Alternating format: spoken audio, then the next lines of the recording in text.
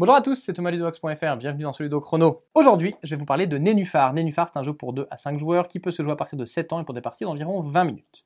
Nénuphar, c'est un jeu dans lequel vous allez déplacer des grenouilles sur un lac rempli de nénuphars. Ces grenouilles, elles sont de différentes couleurs et sur les nénuphars, il y a des emplacements avec des fleurs de différentes couleurs. Il faudra mettre les grenouilles sur les fleurs correspondantes. Dès qu'on a rempli tous les espaces d'un nénuphar, on récupère la tuile correspondante. Celle-ci nous rapporte des points. C'est le joueur qui a le plus de points à la fin de la partie qui est le gagnant. Alors voyons voir comment ça va se passer. Et bien tout d'abord, on va mélanger les tuiles et on va en mettre ici une grille de 5 par 5 qui va former l'étang. On va mettre des tuiles bord d'étang autour, on va mettre tous les grenouilles dans le sac et on va mettre une grenouille sur chacune des tuiles bord d'étang. Chaque joueur récupère une grenouille multicolore. On va mettre 2 tuiles nénuphars disponibles et on peut commencer la partie. Celle-ci est organisée en une succession de tours. À chaque tour, le joueur actif va devoir faire une action obligatoire et il pourra faire, s'il le souhaite, les 2 actions facultatives si le cas se présente. Donc ici, le premier joueur qui est là va choisir de faire la première action obligatoire qui est tout simplement de choisir une des tuiles du bord de l'étang, de prendre toutes les grenouilles qui sont dessus et de déplacer les grenouilles en question sur la ligne ou sur la colonne qui fait face à la tuile choisie. Donc par exemple, le joueur va choisir la tuile qui est ici, il va prendre la grenouille et il va la mettre sur une case de la même couleur. Donc si j'ai une grenouille verte, je peux la mettre ici sur la fleur verte qui est ici. Le tour du joueur est terminé, il va tout simplement piocher dans le sac pour compléter l'emplacement où il a pris une grenouille. C'est à moi de jouer. Je vais faire la même chose, je vais choisir la grenouille qui est ici, la déplacer, la mettre sur une fleur bleue. Je vais pouvoir piocher dans le sac, compléter, mon tour est terminé, c'est au tour de la troisième joueuse.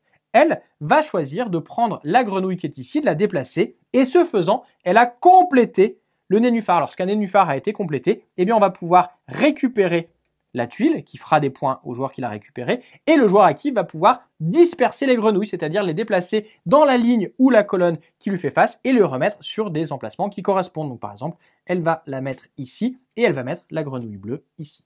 Son tour est presque terminé. En effet, elle a libéré un emplacement dans l'étang. Lorsque à notre tour il y a des emplacements libres, on peut, une fois pendant notre tour, à tout moment, au début ou à la fin, choisir une des tuiles disponibles et la mettre dans l'emplacement disponible. C'est ce que la joueuse choisit de faire. On complète pour qu'il y ait toujours 2 tuiles qui soient proposées. Elle va piocher pour pouvoir compléter la tuile qu'elle a libérée. Son tour est terminé. On revient au tour du premier joueur. Le premier joueur, lui, va choisir de jouer cette fois un crapaud. Lorsque l'on joue un crapaud, on va le placer au centre d'un nénuphar et non pas sur une case de couleur. Les crapauds, eh bien, ils sont plus lourds que les grenouilles. Dès qu'ils arrivent, ils font couler le nénuphar en question. Lorsque cela arrive, on va devoir défausser la tuile en question, ainsi que le crapaud, et faire une dispersion des grenouilles qui sont présentes. Donc la grenouille qui est ici va se disperser ici. Ce faisant, le joueur a complété le nénuphar. Il va pouvoir récupérer la tuile, il va pouvoir disperser les grenouilles. Alors si jamais une grenouille n'a nulle part où elle peut être dispersée, elle est défaussée, et on peut avoir des réactions en chaîne. Ici par exemple, le joueur a de nouveau complété le nénuphar, il va pouvoir récupérer la tuile, la mettre ici, déplacer les grenouilles, mettre sa grenouille ici. Il pourrait choisir de terminer son tour, mais il va choisir de faire la deuxième action facultative qui est de jouer une grenouille multicolore. Ces grenouilles multicolores, on peut les mettre sur n'importe quel nénuphar, sur n'importe quel emplacement.